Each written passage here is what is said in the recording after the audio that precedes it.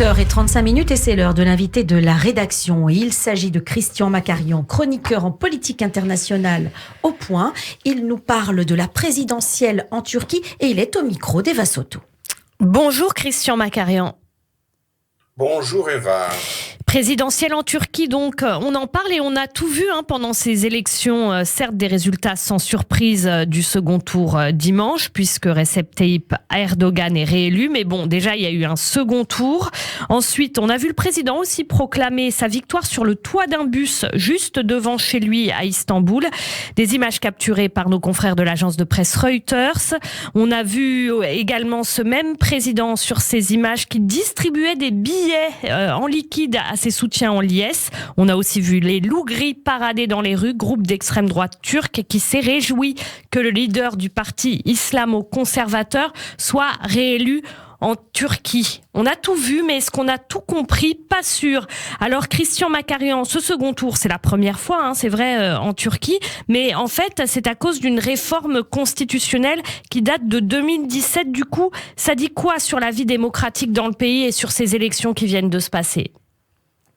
Ça dit une fois encore qu'il existe deux Turquies radicalement opposées, l'une tournée vers une occidentalisation, c'est celle qu'incarnait Kemal Kılıçdaroğlu, le leader. Bravo pour la prononciation. Oui, merci. Kılıçdaroğlu, il faut y arriver. Ouais. Bon, mais il faut respecter les langues vivantes de toute cette région. Vous savez bien que le Moyen-Orient, d'une façon générale, il tient particulièrement. Donc, Kılıçdaroğlu représente une Turquie a priori plus progressiste. Lui-même, Kılıçdaroğlu est un homme très probe, très honnête, qui a fait un parcours de fonctionnaire avec tous les défauts afférents à ce parcours, c'est-à-dire une absence claire de charisme. Mais à mon avis, ce n'est pas là que se situe l'explication du succès d'Erdogan. Erdogan a fondamentalement manié une fibre populiste, nationaliste, qui a fait oublier tous ses échecs par ailleurs, en particulier son spectaculaire échec économique et social, puisqu'il est dans une situation d'échec. Donc voilà donc un cas extrêmement intéressant à observer, un homme qui a échoué sur le plan économique et qui réussit son élection. Il faut se demander pourquoi. C'est ce que j'allais vous demander. Voilà, je vous fais gagner un peu de temps, j'espère. Le pourquoi, c'est que évidemment, c'est le nationalisme et la notion de civilisation ottomane ou d'empire ou de vieux rêves hégémoniques qui a réussi à faire oublier au peuple toutes les difficultés présentes et quotidiennes.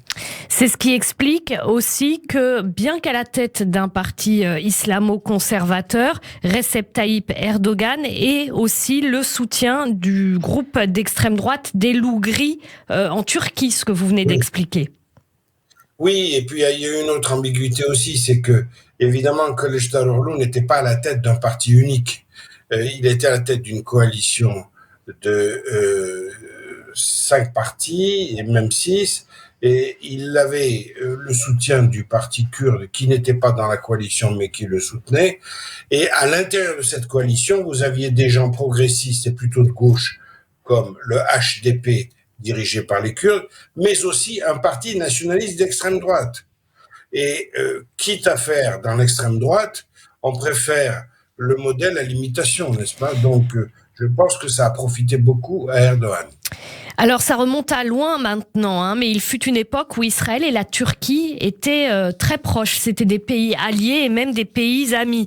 Là, il y a eu un rapprochement ces dernières semaines, ces derniers mois avec Israël. Le président israélien, d'ailleurs, Isaac Herzog, a félicité le président turc Erdogan et le premier ministre israélien Binyamin Netanyahou aussi. Et puis en même temps, Alon Liel, ancien ambassadeur d'Israël en Turquie, a affirmé à nos confrères d'I24 News que probablement qu'Israël aurait préféré que ce soit son rival qui remporte cette présidentielle. Tout ça est difficilement lisible, Christian Macarian.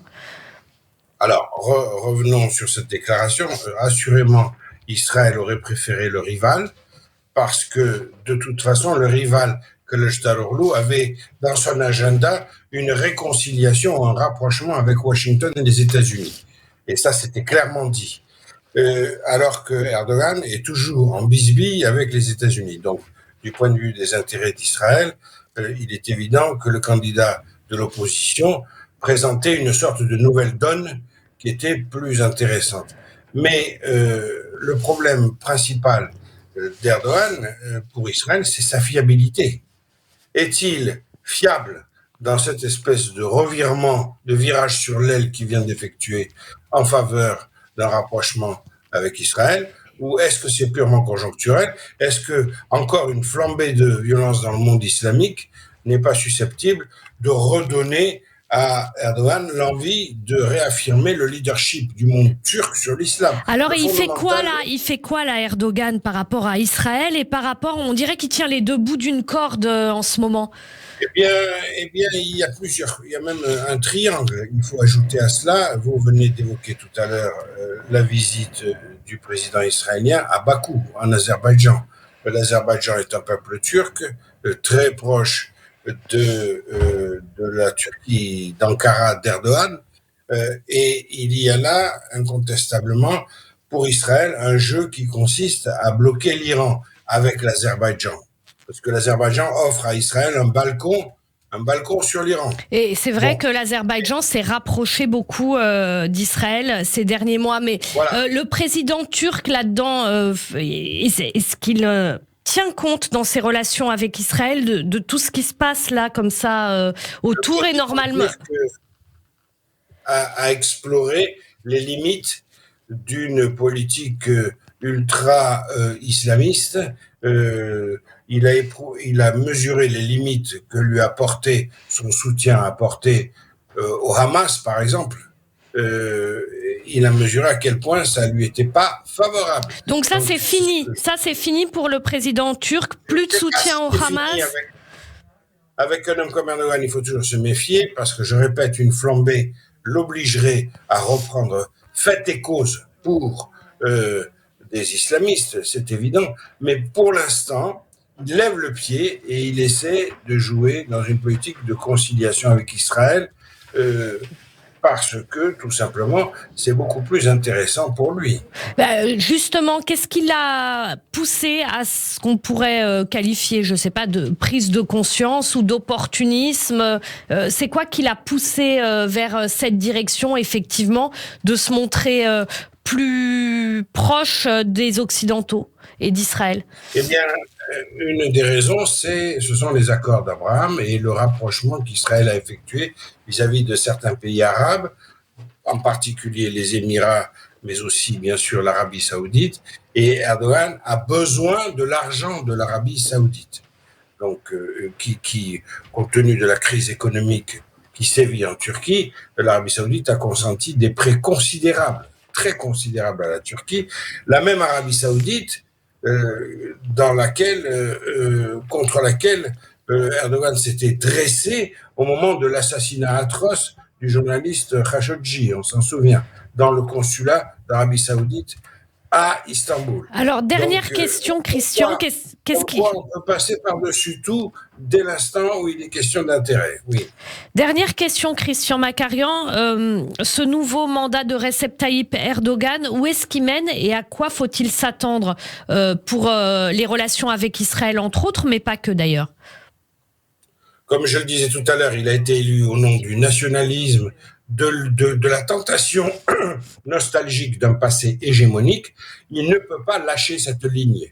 Donc il ne faut pas s'attendre à un mandat de gentil démocrate qui mettrait de l'eau, non pas dans son vin, parce que c'est anti-islamique, bien sûr, mais qui corrigerait sa ligne de façon modérée. Il faut s'attendre à un homme qui va réaffirmer fortement cette espèce de nationalisme qui, de toute façon, à la cote en ce moment, pensez à l'Inde, pensez à la Chine ou même à la guerre qui oppose la Russie à l'Ukraine, il y a quelque chose qui, dans l'air du temps, n'est pas favorable aux démocraties et Erdogan le perçoit très très bien.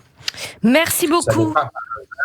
Ça n'est pas par hasard qu'il se rapproche énormément de la Russie et de la Chine. Les échanges entre la Russie et la Turquie ont énormément augmenté au cours de la seule année écoulée, de l'année 2022. Donc, c'est un homme, Erdogan, qui ne peut pas lâcher la martingale qu'il a dans sa main droite, à savoir l'hypernationalisme. Merci beaucoup Christian Makarian, chroniqueur et spécialiste en politique internationale à l'hebdomadaire Le Point.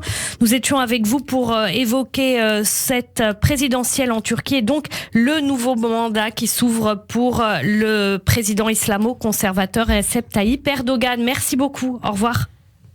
Au revoir.